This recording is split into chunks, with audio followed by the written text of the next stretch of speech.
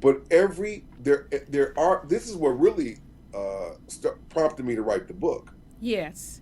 I was looking at math statistics amongst blacks, and I had read this article that said that blacks were 186 years behind in education in the state of California, behind whites and Asians. Oh, Okay, yes. 186 years behind. Yes. Now, I went to research math scores and around the country and this and that. I didn't even plan on really writing a book. I mean, I thought about it, but was the pinnacle moment for me.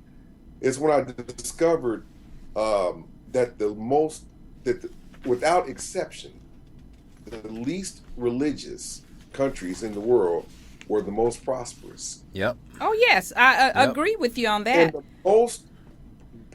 the most impoverished places around the world that held beliefs in a God, that looked at religion as important, did consider themselves spiritual, that prayed they were always, without exception, the worst off. That's right. And That's it's right. so true, Jeremiah, what you're saying. They are. And do you think the civil rights movement had a lot to do with it? Because, like I said, your book has so much validity.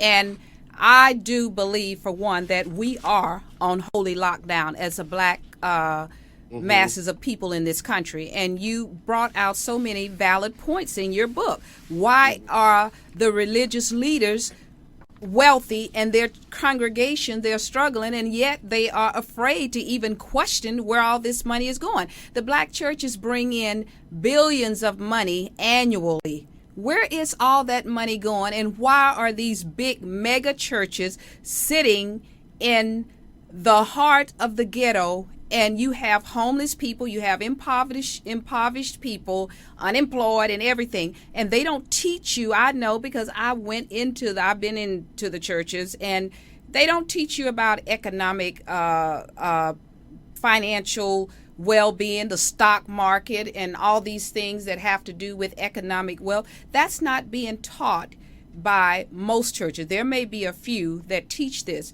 but the civil rights, I went to an all-black school out of Louisiana. I was only going to an integrated school when I went to college here in California, and we were taught some of the things that some of my peers weren't even taught in schools here in California, because they were in an integrated school. So what is your take on the civil rights movement in relation to all of the issues we have going on in the black community now, in conjunction with the churches? Well, like I stated earlier,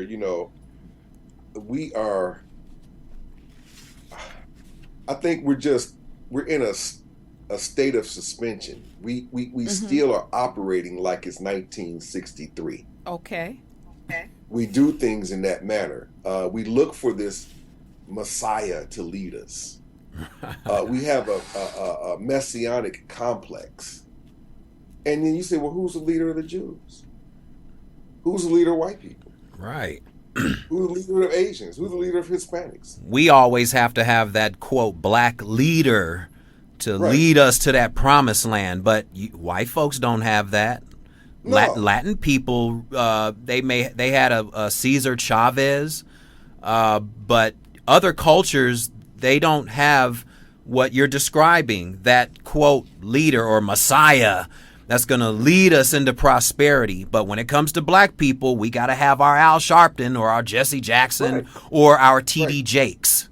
Right. And T.D. Jakes went down there during the Katrina. I'll never forget. He was like a little bobblehead next to George Bush, and he just agreed and act like he was so scared. These are your own people, man. Right. And they asked him about AIDS. And I remember this vividly. He said, we don't know he said, the question was raised, why don't you talk about AIDS in the black community? I think it was on 2020 or 48 hours, something like that. Right. Mhm. He said, well, we don't know anything about AIDS because Paul never mentioned it in the Bible. See? What? See? Yeah. So these are See he's that? along that whole civil rights vein and all this kind of stuff. But yeah, I mean, you could probably find that on YouTube. You look it up. And I was stunned after that. I mean, Paul doesn't mention teenage pregnancy. Paul doesn't mention Right. unfair, unjust prison industrial complex. Right. Paul doesn't mention deadbeat dads, all this kind of stuff. There's a lot of things, teenage pregnancy, whatever. Paul doesn't mention a lot of things, but to say that in a position of leadership is pathetic and irresponsible at best. Now, in terms of this connection with the civil rights movement and the state of black people now, like I said, it's warped in a time period. I attended the 50th anniversary of the Civil Rights Act back in 2014, and they had Andy Young there, and they had C.T. Vivian, and of course with King's daughter, and so Andrew Young, he said that one of the problems with the young people today is they don't know Jesus. And I'm thinking, how about they don't know math, they don't know science? I mean, knowing Jesus is not going to put any food on the table. No, it's not. You may think that it might, and you can cleverly twist it, that work your philosophical rhetorical magic to say that somehow knowing Jesus will bring all these things, but those are just claims. They're not pragmatic, they're not practical, and it's definitely not hands-on. That's just like telling the Hindu people in India that you won't prosper unless you believe in Krishna. Right, and you see that in India, and that's funny you should mention that, because in India it's the same thing that's going on here in the United States. Right. In India, you have a caste system. Oh yes. What they don't tell us, Lewis and Kenneth, and they're very politically correct, and I think that people like Donald Trump, they know it. The people like Hannity and with Beck and O'Reilly. Oh yeah. And and Limbaugh, I think they know it, but they won't say it. Of course they know it. It's a distraction, and they are getting paid to do this stuff, because who are their advertisers? The drug industries, in the drug industry, that's a whole, we're going to do something on that too in relation to black people, but we've done it before. It's a distraction. Look at all the incarcerated people, black people, it's overwhelmingly black, the incarcerated black people. All of this propaganda with mainstream media, it's a distraction. That's why I rarely watch television, because that's all it is. Yeah. And we've been bamboozled and brainwashed. We have the Willie Lynch syndrome. I talk to some black people, they don't even know anything about the Willie Lynch letter. They have no clue of what's going on. And we're so apathetic, many of us. And that's why I do this show, because we need to have our black people to become consciously aware of what's going on and start holding all leaders accountable, particularly the black leaders in our communities that we continuously elect over and over and over. And what do they do for us? Nothing. Well, when we meet, we gather, we have these town hall meetings or whatever, the first thing that we do, we say, let us pray. Right. Now, see, what that does is instantly establish a mindset that's now going to expect godly intervention to handle the issue that you're at the meeting dealing with. So, listen, it's going to take human work, sacrifice, money, effort, and discipline. All of these things it's going to take for us to achieve what we need to do. We have, since 1980, there are reports out that the blacks have given the church across the country $420 billion in aggregate. Yes, money. So when you do the math on that, that comes out to $250 million a week. Whole notion about racism and supremacy actually started with the belief in a supreme being Because if you can have a belief in a supreme being, it's an easier transition to believe in supreme human beings. Supreme being is what gives you your notions of supremacy, in the first place. Right. And you write the story with you as the victor or the favorite of the supreme being, and you just go from there. I mean, because you want to be favored. That's what started it. People, we see these racial issues that can't be resolved, and we can't separate the individual from the establishment, the individual from the group. But it all started with that fundamental precept during slavery, or what was called American slavery, the jurisprudence of American slavery, with that that fundamental precept that God ordained whites to be superior to blacks. That was a religious thing, and therefore laws were shaped to uphold those precepts that you had to rule over the inferior blacks. And that's why we can change law. We can have amendments, amend constitutions, but you can't legislate how one feels about another group or person, because precepts don't owe their existence to the legal process. Right. No, they don't. But it all started with this whole notion of a God that favored you, and was reinforced by the reality that it appeared that you had, that whites had more. They had superior weaponry, so their God must be superior. And it's a very slippery slope that has led to a lot of bigotry, a lot of misconceptions, a lot of mythologies, and a lot of preconceived notions and ideas about people. But again, the crux is religion. Boy, that religion crap is at the root of a lot of stuff, and you're so right about that.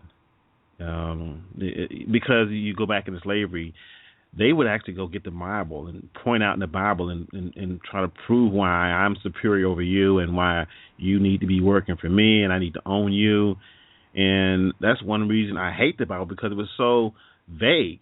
It was so malleable, where you could actually make it say what you want to say, and it didn't speak up in plain black and white that, hey, no, I should not be owned.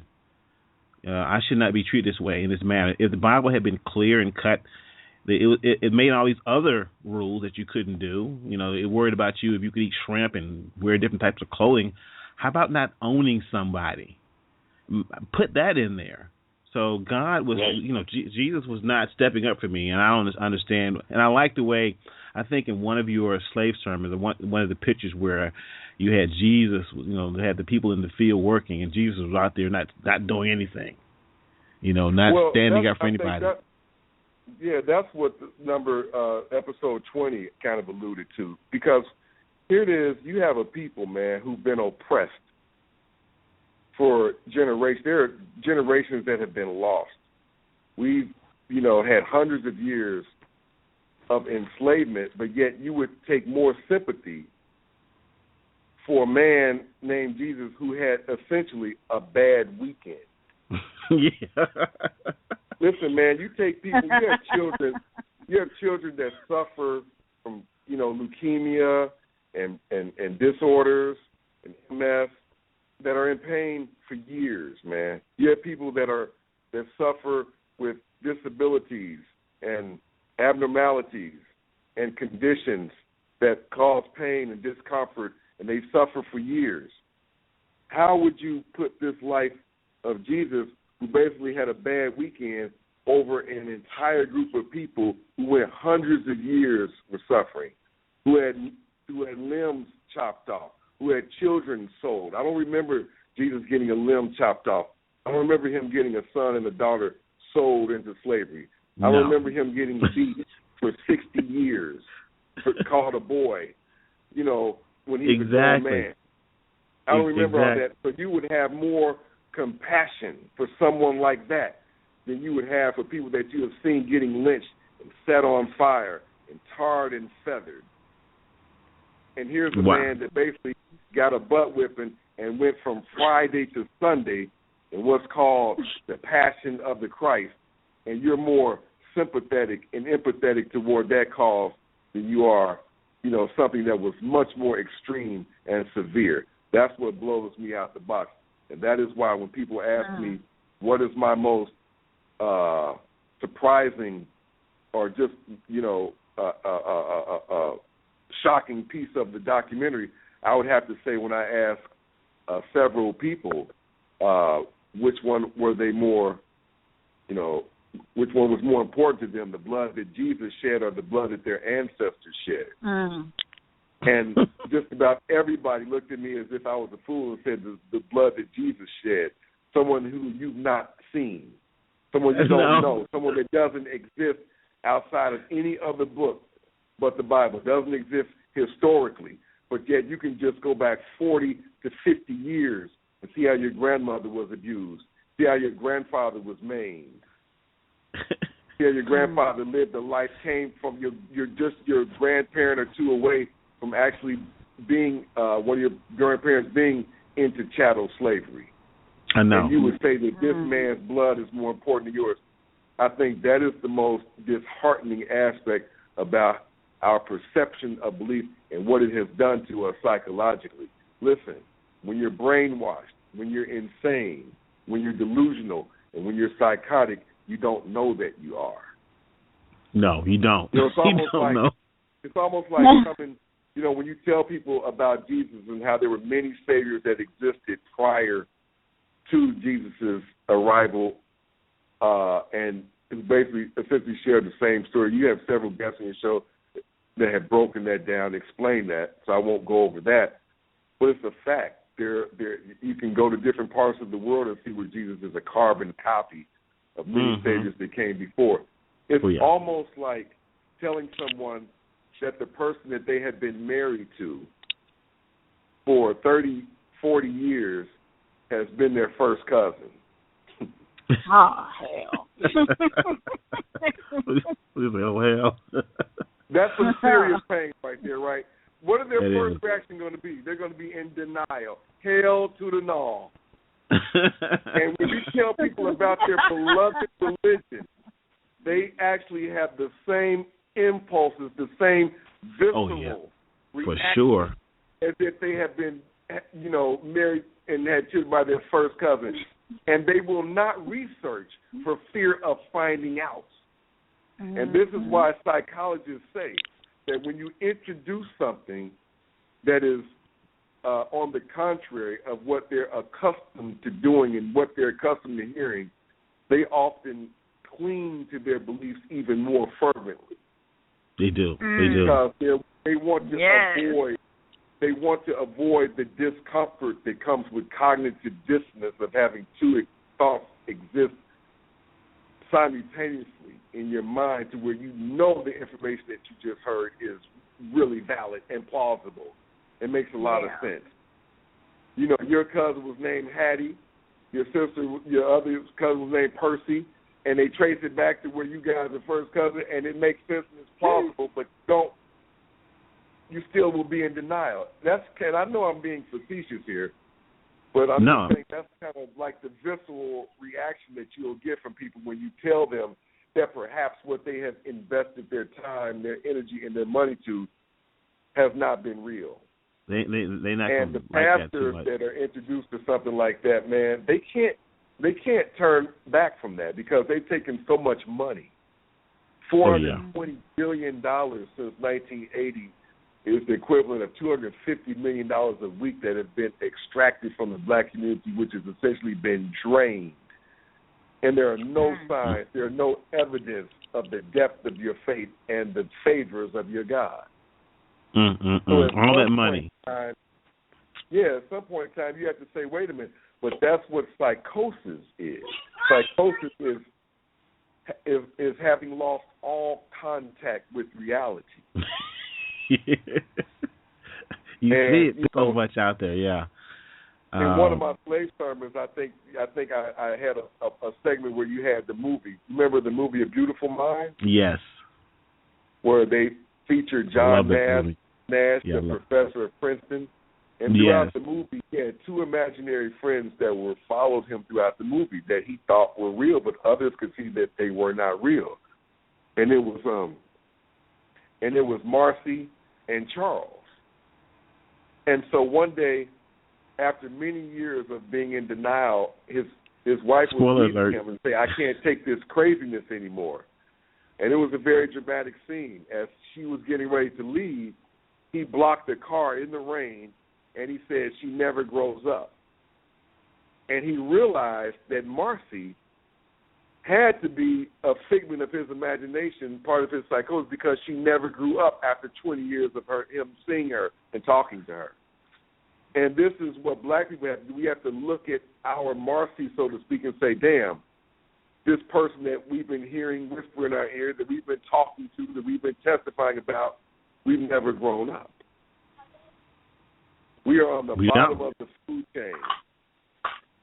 And I said something like that not too long ago on my Facebook page, where as Christians we oftentimes hear the phrase being a child of God. And if we're like, no one stays a child forever. So when do we stop being a child of God and actually become a God? Right. Or adults. If the book is designed for you to grow, and when do you graduate? Like, it's really insulting.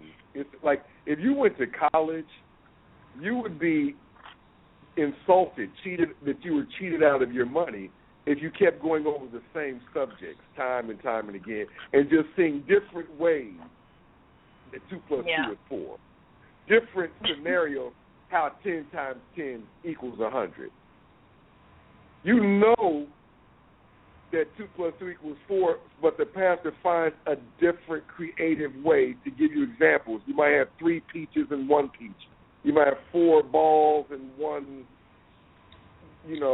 bone. 3 balls and 1 bone, that equals 4. And all these different scenarios. But when do you graduate?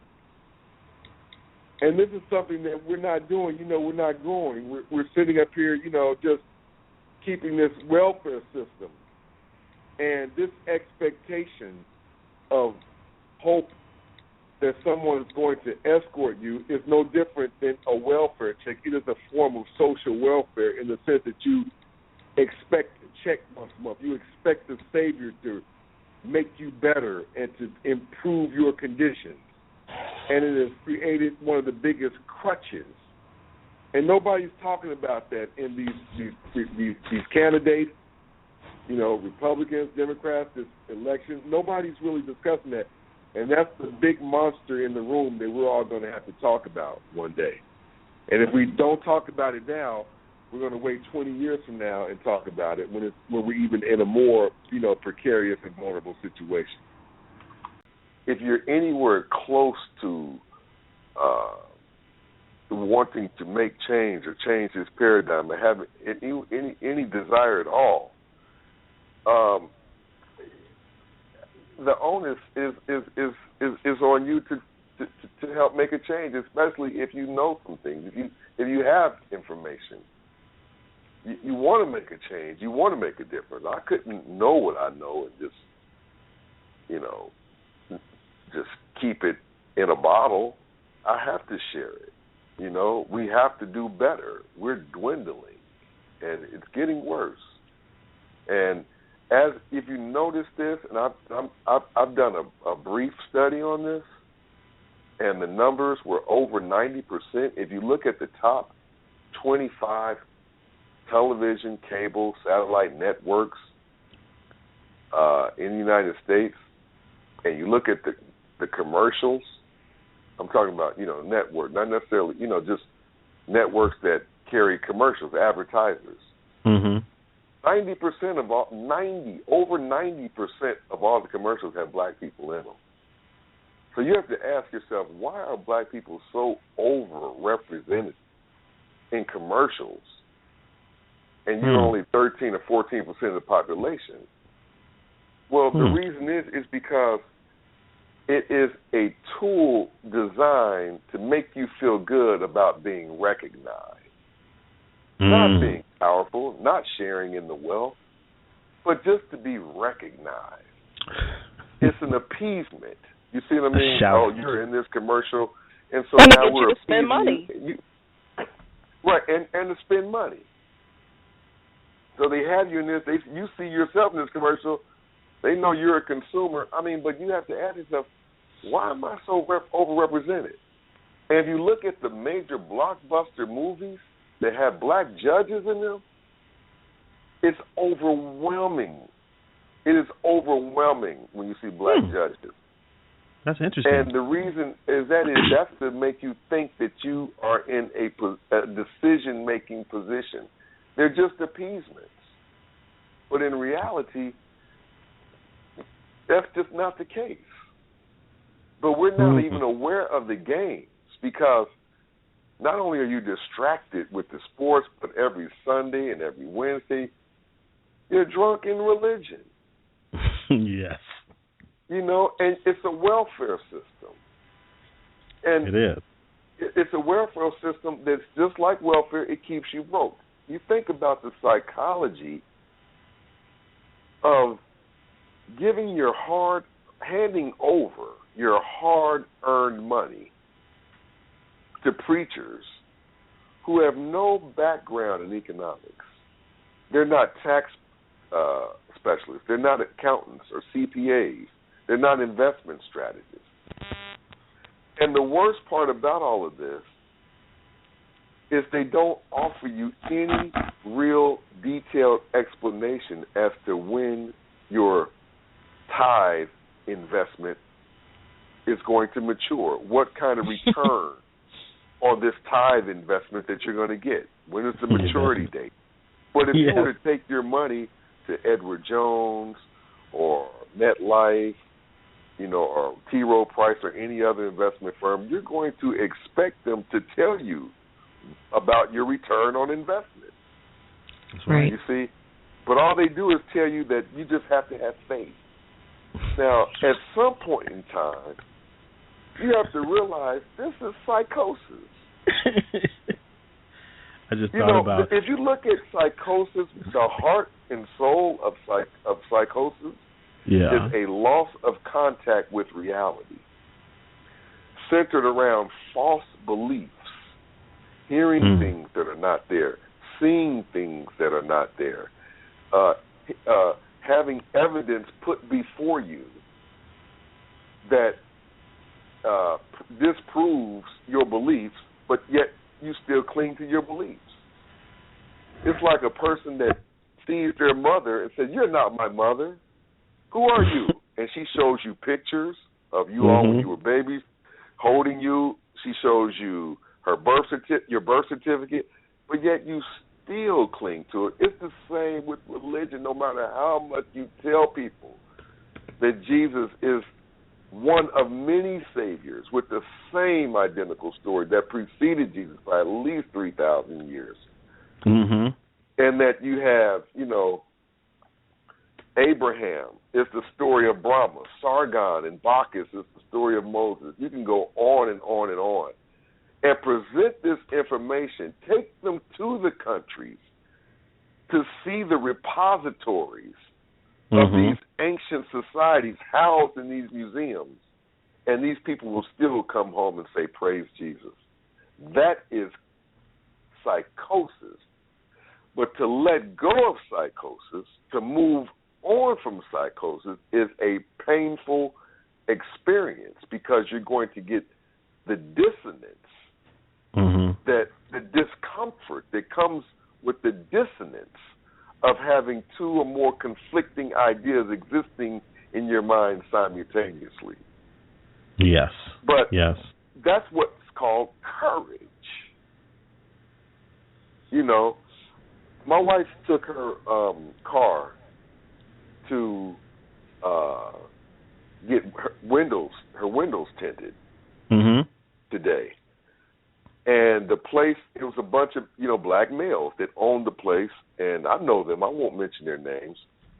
And I warned her before she went there that they're good, but they were very religious the last time that I saw them. When she went in the place, they had it on the 700 Club. They're in there quoting the Bible. And that's just, as a black male, for you should know better than that. That is weakness. And no matter how much you let anyone tell you, oh, strong men love the Lord. I mean, strong men do not lean on other men, regardless of if you call them Savior or not. Yes. At some point in time, you have to go out there and the Bible is perceived as shelter from the storms of life. And sometimes as a man, you have to go in the eye of the storm for your community. Mm-hmm. It's a terrible psychosis of what we're going through. It's just amazing. Yeah, just plain craziness. I tell you, for people to, and the men especially. The thing about it though, you do see more women in the church than you do men. I guess, especially Sunday. I guess football season, they're gonna be watching the football game for the most part, but they still want to claim, even though they're strong and supposed to be masculine.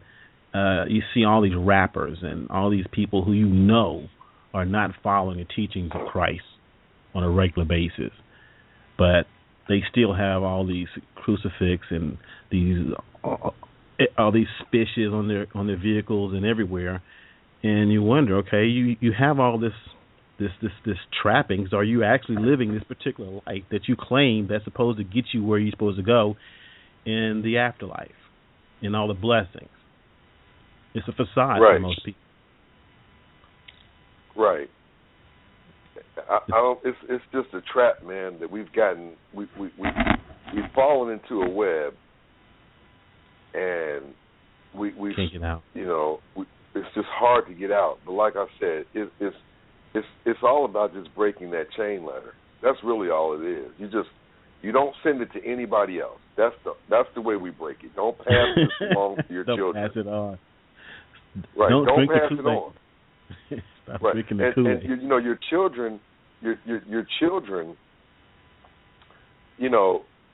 People say, "Well, Jeremiah, your children don't know anything about the Bible." Your children? You got 2 books. And a movie centered around religion, and your children are. Let me tell you, I would doubt. I have 3 children. They're all grown, and I would doubt it very seriously if they could tell you the first and last books of the Bible. And I know they wouldn't be able to tell you that Genesis and Malachi are the first and last books of the Old Testament. And I doubt they would. My oldest daughter might be able to, but I doubt if my son could tell you the Revelation is the last book. What is my point? My point is that any parent who has raised children without them knowing the first thing about the Bible, I think has done their job as a parent. And the reason I say that is because the Bible is not a biological requirement. It's not a requirement. It's not a prerequisite for success. It's not a biological requirement. We have to drink water. We have to consume food. We have to get sunlight. We have to get a degree of moonlight. We have to rest. We have to exercise. We have to breathe. Those are biological requirements. Reading the Bible is not something that is mandatory for you to exist, for you to live, for you to thrive. But we don't tell that to some of those church folks. No, they don't want to hear that. Right. They think that this is it. If you don't, you tell somebody you don't believe in God or don't believe in the Bible, don't subscribe to this or that. What? It's almost like you have broken the law, and in a sense, you have broken the law. Yeah. Because that was the law. There were Theodosian laws back in 383 that prevented people from, discussing any other religion. There were laws that prevented you from adhering to more than one belief system.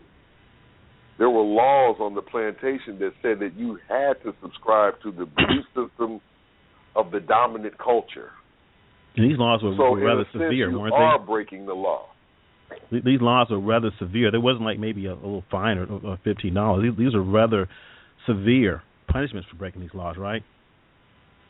Well, they were punishable by death. There was a difference in the treatment of an enslaved black and an enslaved Christian black person. There was a difference, and so because of that difference, black people went through great measures convincing the master that they had heard the voice and seen the light of God in order to receive less harsher punishments. Well, that's the way our prison systems work today, When people go to jail, they may get a lighter sentence if they proclaim to have found Jesus. Well, look at the athletes and what's happening. Here's Ray Rice, after his incident, and I'm not, I'm not picking on Ray Rice. He did what he did. I'm sure he regrets it. But what happened the month afterwards? Well, he got baptized, in March. Look at Michael Vick. What did Michael Vick say when he was doing his dog trial? And I'm quoting, "I got Jesus. I got Jesus now." Look at Ray Lewis after the murder trial. What happened? He got all holy and religious on us. Look at Adrian Peterson, who is obviously still tethered to this plantation by whipping his 4-year-old son with a switch till he broke the skin. That's plantation stuff right there. So when you look at him, he is one of, if not the most currently active, most religious player in the NFL. He wears a cross around his neck. He has a picture of white Jesus tattooed on his belly. What would white Jesus do? Right. Brand him. Right. So I mean, this is what they do. This is what they do. This is psychosis. It is a loss of contact with reality, and there are many things claiming to have a personal relationship with an invisible being. I mean, when you do this, what this does, it limits your opportunities to form meaningful and tangible relationships with real people. When you struggle financially, and struggling financially, but continuing to tie to the church and expecting a reward. And I just explained the nonsense in handing over your money to people who are not accountants, et cetera, and et cetera. When you worship a God you can't see, touch, taste, hear, or smell. And what that does is when you find yourself investing time, money, and energy into an invisible product, that robs us from our greatest resource, which is each other. We're like mice on spinning wheels. Just spinning, not going anywhere. Nothing from nothing leaves nothing. When you believe your prayers are being heard and answered by an invisible being, my question is, when people say God speaks to me, I want to say, how long have you been hearing these voices? And what this does, this increases our reliance on supernaturalism to deal with critical issues. If prayer actually works, then what we are expecting is the result of our prayers, right? So in other words, if they say prayer works, then we must be praying for black men in prison, high dropout rate, health problems, financial problems, because that's what we're experiencing. So that must be what we're praying for. Must be. You see, when you our believe show yesterday that was you called are Prayer Don't personally Change Jack. anointed, right? I mean, when you think that you are especially anointed or blessed, my question is, what makes you so special? That gives us an inflated sense of self and teaches us to operate outside the context of the group. When you thank God for things that human beings were responsible for, like your surgery that was successful. My question is, while you were having an operation, were there any doctors in the room? In the room. You know, any medical personnel. Right, any medical personnel there? This diminishes the importance, necessity, and value of humanity.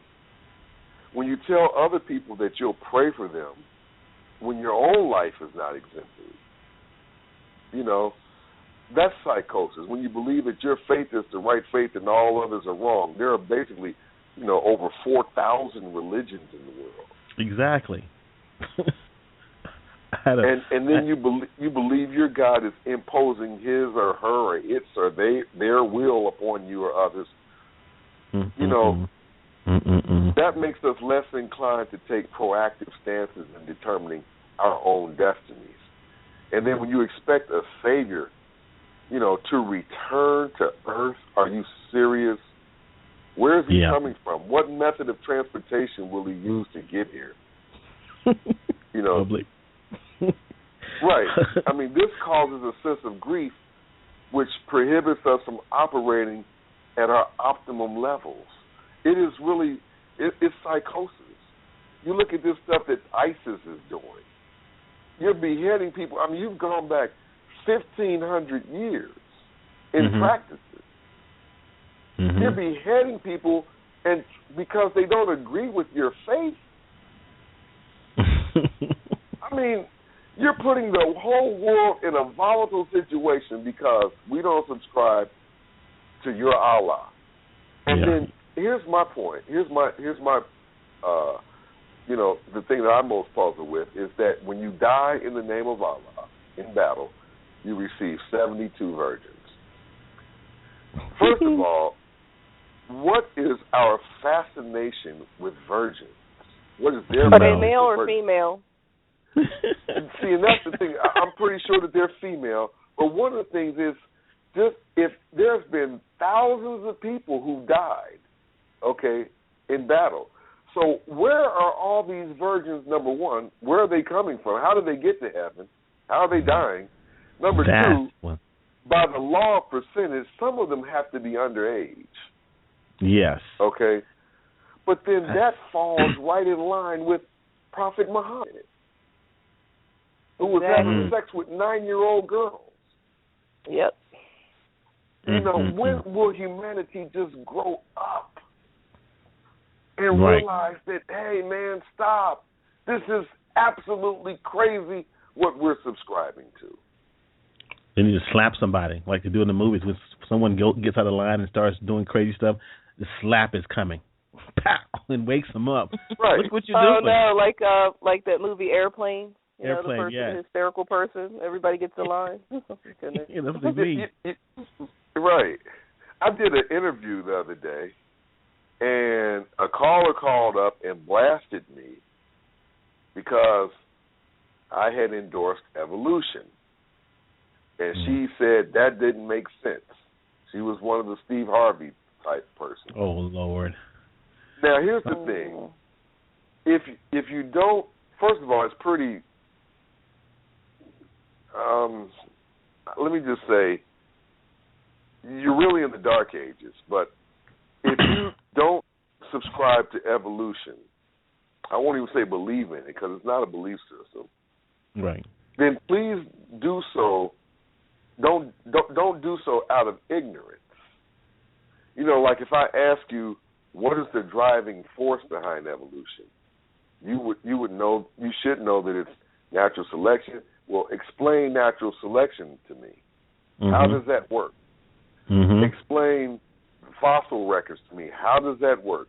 But don't reject it out of ignorance to it, because that's what a child does. You like this? No, I don't like it. Why don't you like it? I don't know. I just don't like it. I know, right? That's what a child does. So if you don't subscribe to evolution, please prove that it isn't factual from a scientific perspective. This is like, the blood of Jesus. If this blood cleanses us, can we put this blood for once under a microscope to see what type of cleansing agents that it possesses? Mm-hmm. Because right now we're in the age of accountability.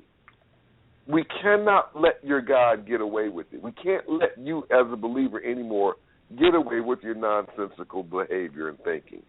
We're going to hold you accountable. Exactly. You know, and they say, well, Jeremiah, you don't believe in God? Well, if God were real, why would I have to believe in him? Yep. That's right. Well, Jeremiah, there are good things, good teachings in the Bible.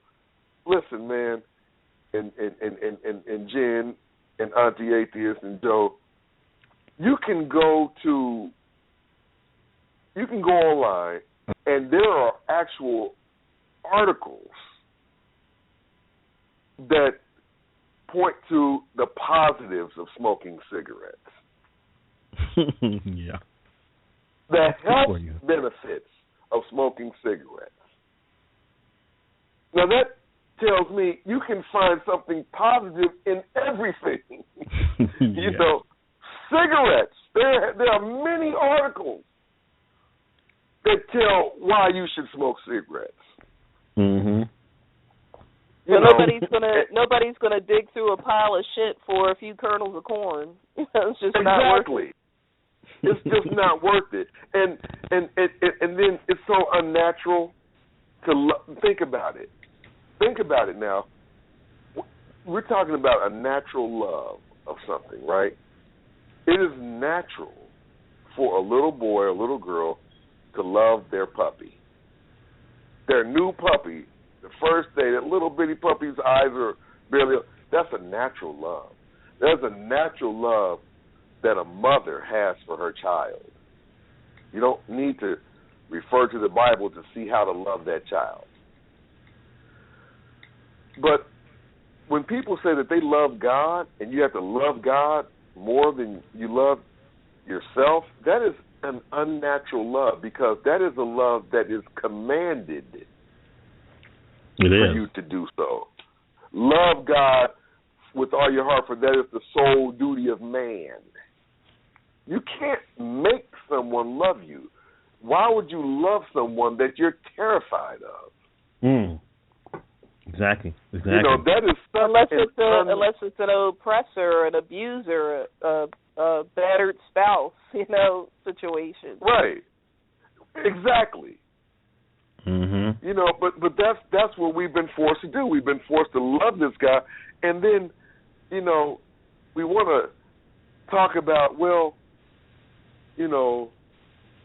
Jesus had great teachings and stuff like that. And listen, he may have had a few, but his main teachings that we take to heart has actually led us to slaughter. Jesus had very, very bad teaching. It is unnatural to love your enemy. How are you going to love someone that's trying to eat you? Ask the gazelle. Does he love A gazelle cannot love a cheetah. It just can't. I just love that guy.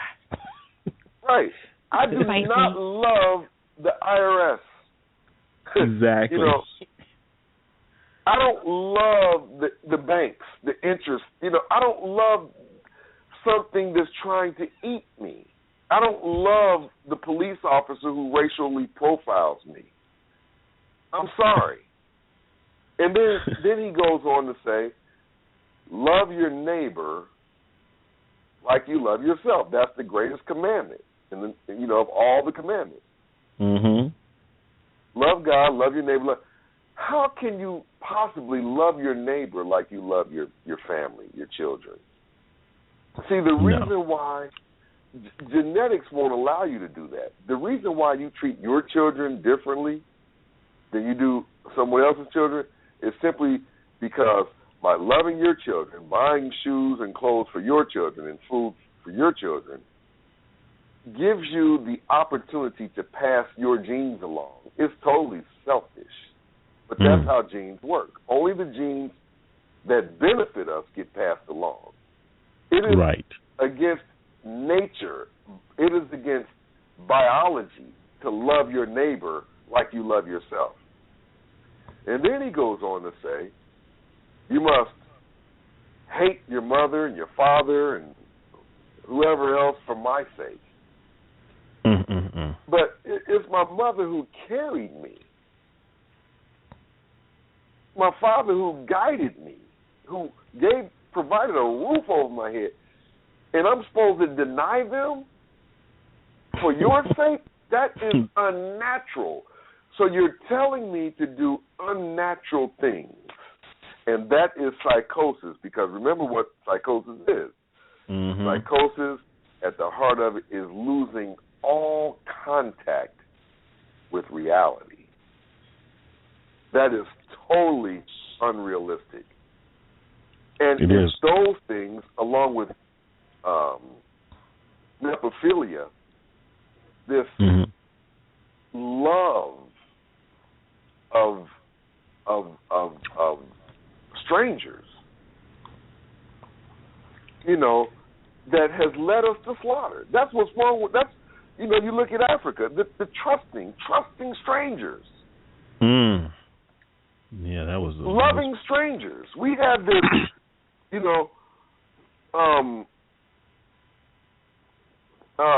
this, I don't know. It's just this impulse, this compulsion to love strangers that come into our tribe. I don't like that word tribe because, as Molefi Asante explains, tribe is it's a pejorative term. You never hear someone say the French tribe or the Italian tribe. They say the Italian people, right? The French nation, right? So we need to be talking about the Zulu nation, the Wolof people, not tribe, because that's a pejorative term. That connotes jungle. You see, no, they're people and they're a nation.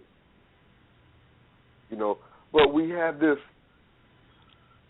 I don't know, this compulsion to love strangers, and part of that came from religion. Look at how religion and loving your neighbor and loving your enemy, look at how it has hurt us in slavery.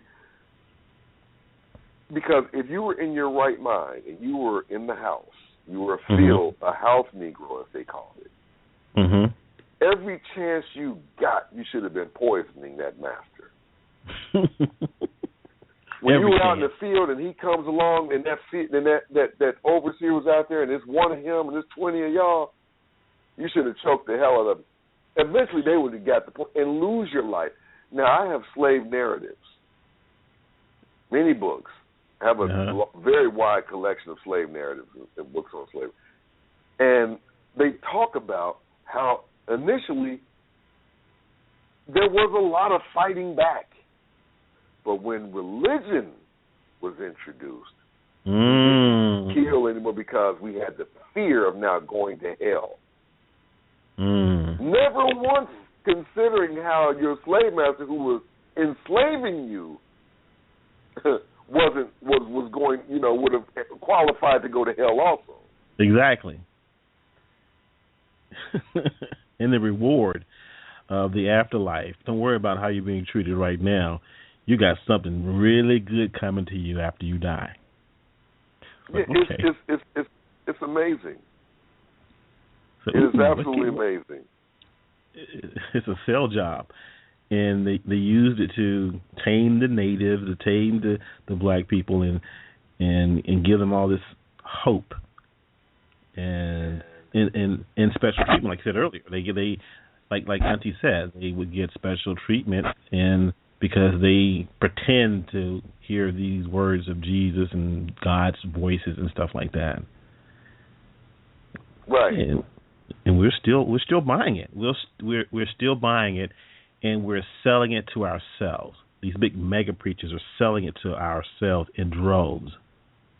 Right. And I'm going to tell y'all, read David Walker's appeal right now. Right. Still resonates to this day in 2015. Exactly. You know what I mean?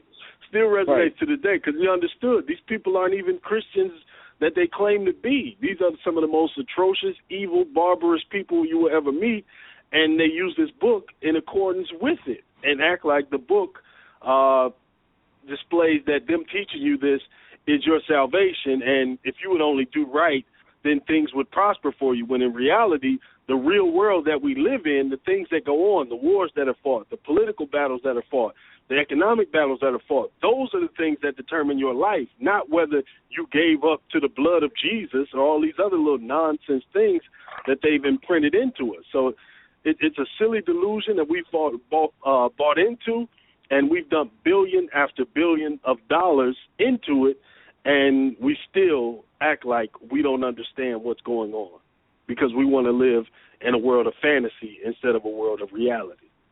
Well, and you hit it on the button, Oz, when you mentioned the word fantasy, because I think we have to make sure that we make a distinction between imagination. Like they say that religion and God and Peter and Joseph and Moses, all these things are figments of our imagination. That's not true.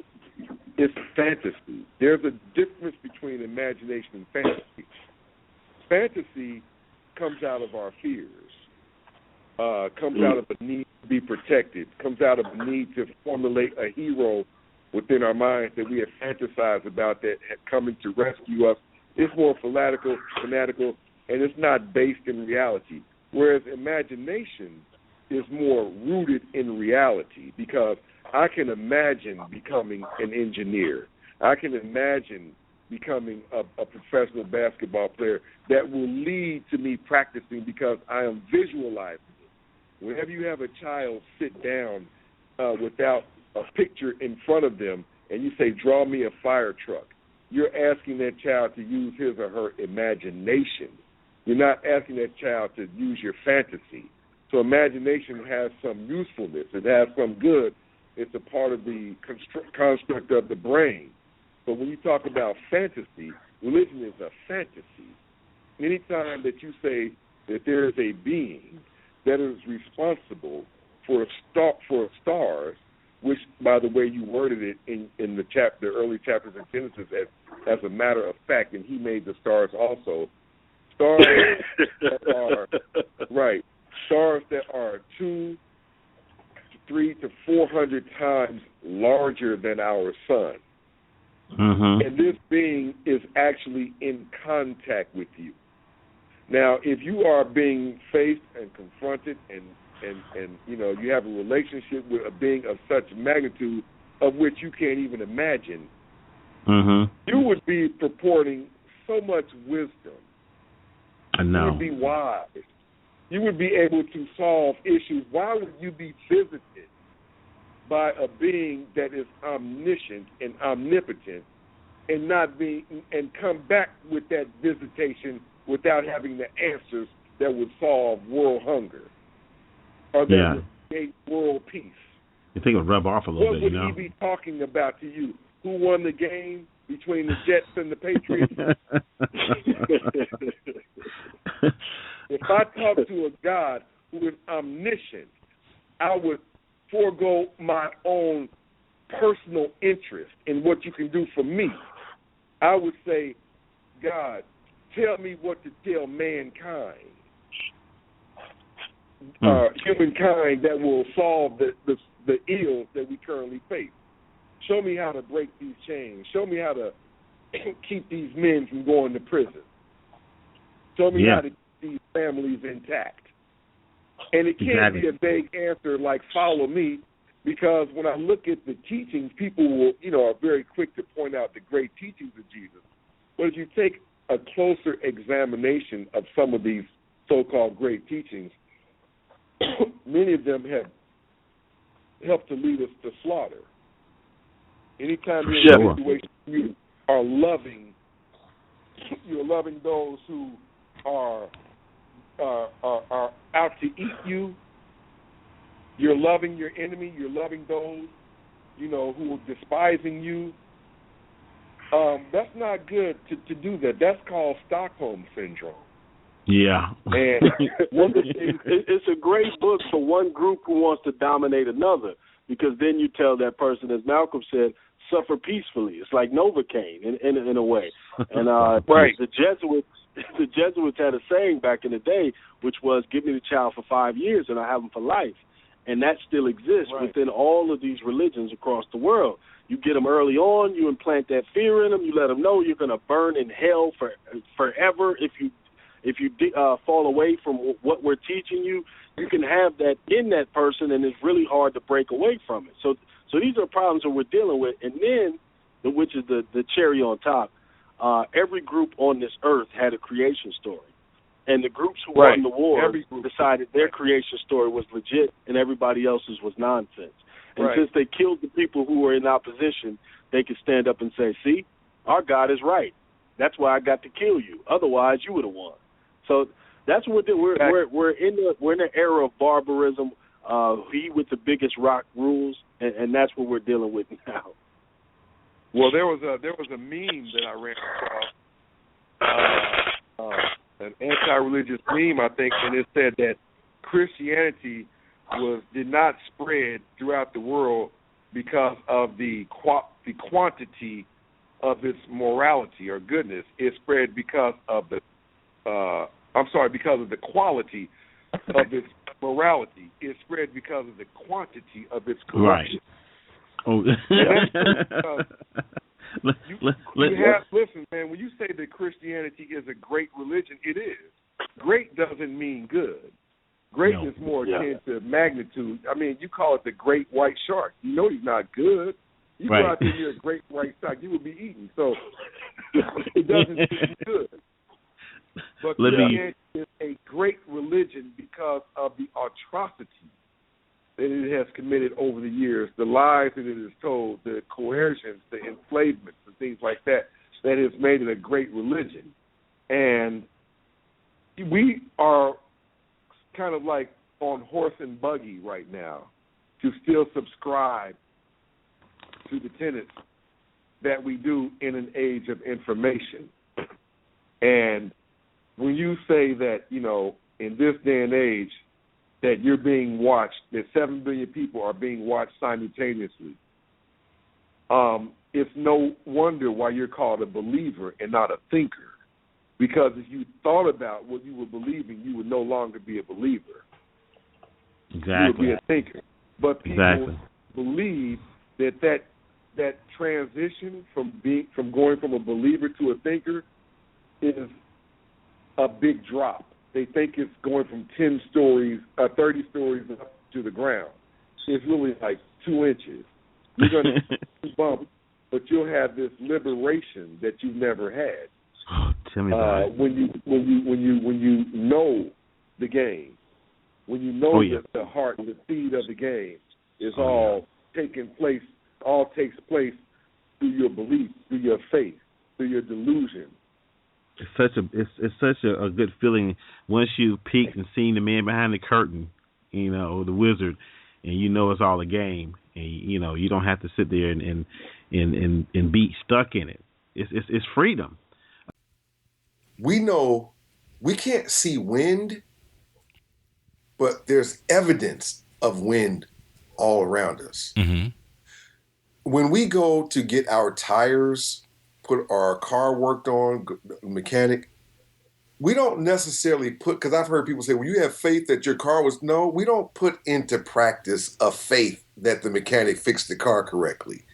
We have the evidence around us of his ASC certification, of the history of the company, of the Better Business Bureau, of other customer, testimonies. So we have the evidence of these things. Faith is something that it's like a story of this soldier. I give you a quick story of a soldier at war. There was a soldier that was engaged in a brutal and bloody war, and Hope came to visit him. And Hope whispered to him, "You need me so that you can have something to look forward to." He said, "If I knew that I would be getting out of this war, I won't need you." And then later, Faith came to visit the soldier, and Faith said, you need me. So that in case you lose trust and confidence in your fellow soldiers, he said, if my fellow soldiers do as they've been trained to do and put their fear aside, I won't need you. And then later, belief came to visit the soldier. And belief said, you need me. But before belief could even finish speaking, he cut belief off and said, do not visit me again. It is because of you that we're at war in the first place. Mm-hmm. So it all starts with a belief in something, which is the weakest of the three. And so faith, hope you can use it in certain situations. It can help you in a predicament. You're in jail or whatever. That's all you have. Faith, you can have faith and confidence, but faith when it's practiced as something that is practiced is delusional. Belief is the weakest of them all. It stands on absolutely nothing. It is an insult to humanity to believe, because belief is dangerous. As we evolved, it was much more beneficial. Belief could get you eaten alive. It was more beneficial that if we knew that something was lurking behind those bushes, as opposed to believing that there wasn't. Right. So belief is still getting us eaten alive to this day. I'd agree, depending on your definition of belief, because, I think belief is simply accepting things as true, and that could or could not be justified, but if you're talking about belief without justification, then that makes perfect sense. Right, which is what religion is, because there's nothing there to back up. You just, okay, when a person asks you, you don't believe in God, or do you believe in God? They're inferring through that question that they don't either. Because you would never ask me, do I believe that my laptop is sitting right here? Right. You wouldn't, for those who can see me, I have a hat on. You wouldn't say, do you believe, Jeremiah, that this hat is on your head? So you wouldn't even ask that. So when you ask a person, do you believe in God? It already concedes that you don't, because you wouldn't ask that question of something that you know is there, something that you know is true or real. Mm-hmm. That's true. I think belief has useful uses, I guess. It doesn't necessarily, like if Bobby says, hey, we're going to have so-and-so on our show, I believe him. I don't, may not have enough reason, but I guess I trust him based on past, and I think that's justified. I wouldn't even say but you're not practicing that. Right. You see, belief as a practice, as something that you put in motion, that you make it a part of what you do on a daily. You practice it. That's when it's psychotic. Like Bobby told me I was going to be on the show. I believed, And here you are. Belief is a word, but believing someone and belief as a practice, those are two different things. We actually put that into practice. My belief, my faith. Like I said, I just got my brakes put on my car. I don't put into practice the faith that it was done correctly. I just have confidence that the guy was ASC certified and knew what he was doing. He had been doing it a while, and he did it. But we actually are putting this into practice, and we're just out there blindly. It's just, like they say, where knowledge ends, belief begins, Well, I think what it comes down to is when we're talking about belief and we're talking about faith, is I would prefer a doctor that has gone to school and has taken the test and has the ability to do the surgery than someone telling me that just have faith that I can do it with no credentials, or they believe they're able to do it even though they have no credentials. I'm going to go with somebody credentialed. I'm going to go with someone who has done the work. But the problem is when you put that toward God and you put that toward Jesus, where are their credentials? Right. Where are they? You know, Right. If the only credential we have is a 2,000-year-old book, that's not much of a credential for me. Mm-mm. You know, so when that just it just blows it blows my mind, and I can't even believe that for almost 40 years I lived my life according to this. Right. You know, to me, I walked around blindly for 40 years, and like you said, I'm finally free.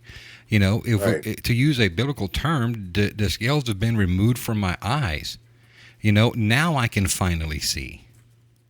And, and it was when I let go of my imaginary friend. Right. Then you're Marcy. Yeah. You know, movies teach us a lot. Sure, they do. You remember the movie Castaway? Sure. With Wilson. That's God. Wilson. That's soccer ball. That is God. He was alone, and he created Wilson. He put some eyebrows on him, eyelashes, and a mouth and a nose, and that ball stayed with him for the years that he was on there. He lost it out at sea one day. It drifted, and he was devastated, and that's when you saw him just give up. But that was his companionship. So for those who are lonely, for those who are in need, you know, God is something that we invent to feel safe and protected. It's an invention. It's a product of the human imagination. You know, like I said, we are acutely aware that our time on earth is coming to an end. An ending. So we can do that. We can do what other animals can't. We can make up how it's really not going to be the end. You know, and no matter how much of an ass, excuse my language, that the person who died was, how much of a terror he may have been in the community, the preacher's always going to say, well, God called him home, you know. You're going to have the opportunity to see him again, you know, and all this kind of stuff. And we're not thinking. And that's why we're called believers. Because if you were a thinker, you wouldn't be subscribing to the things that you do believe. Mm-hmm. If you think about prayer, not believe in it, but think about it for a second, if God already knows what's going to happen in the future, then how can your prayers alter that? Yeah. If he already knows what's going to happen in the future, then you are powerless to change that because he's already, so you don't have free will. If you're a slave and they said, look, I want you to pick 150 pounds per day. And if you don't, you know, I'm going to whip you. Well, I mean, that's not free will. You kind of have to do that. So if I don't believe you, I'm going to hell. That's not free will. That's extortion. Yeah. You know, those are terroristic threats. Well, see, and that's how the preacher is able to keep his congregation through threatening them, through terrorizing them, to tell them, you know, like Creflo Dollar, your tithe money is directly related to the amount of blessings that you're going to receive. That's a threat. Sure it is. You're extorting me. No, I completely agree. You know, but it is Hugh. Our friend Hugh pointed out last week about the misuse of God's name, right? And he pointed out that that's exactly what they're doing. That every one of them are sinners if they are misusing God's name to extort money out of people. You know, it is giving folks this false hope that you just give your money and you believe and that you receive it 100-fold. I can't tell you the amount of money that I gave to a church through tithe and through offering, because we all know that the offering's different from the tithe. Right. You know, you give your tithe, your 10%, that's what you're supposed to give. Now your offering is something on top of your tithe. Right. So that's two different things. That's why they call it tithes and offerings. Right, because it's two different things. And I can't tell you the amount of money that I've given to a church that had I just invested it, I probably wouldn't have to work. Well, look at all the books out here. Some of the most, you know, famous books out here. Think and Grow Rich. Yep. Rich Dad, Poor Dad. Creature from Jekyll Island. Creature from Babylon. I'm sorry, not Creature from Jekyll Island and something, I can't remember, but if you look at all of these books, Richest Man in Babylon. Richest Man, yeah. All of these books that people have used over the years to gain wealth, they all say the same thing. Sure they do. And if wealth is saving 10% of your income, paying yourself first, 10%. So how am I going to achieve wealth when I'm giving you my 10%? And we don't. I mean, that's like I tell my son, he's 24 next month, and he's been doing that since he was a teenager, saving 10% of his income, and he's discovering how beneficial that is going to be. Yeah.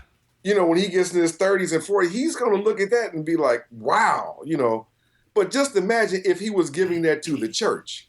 Now, he can take that money and help people with that money, create a business, create jobs.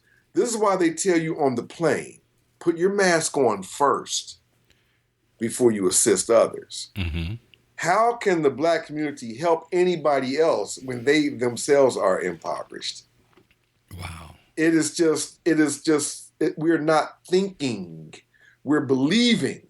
And when you go to church, like I said, it's in cities, but when you go to church, it seems so true. You're smelling good. You got your nicest clothes on. The organ is playing, and it's just all this hype. It's so real, and we're in the house of the Lord. I live in a terrible community that's littered with trash, but this church, the velvet seats, is dust. It looks good in here. I mean, how can this be wrong? But we have to get past all of those dynamics, all of that hype, and cut to the heart of the problem and focus on logic. Math will not lie to you. Oh, no. Logic will not lie. And, get to the evidence and filter out all that other stuff that's in your peripheral and get down to the nuts and bolts of what he's actually saying. And when you really listen to your preacher, you will see and you will hear that he's basically saying the same thing that you've heard your entire life.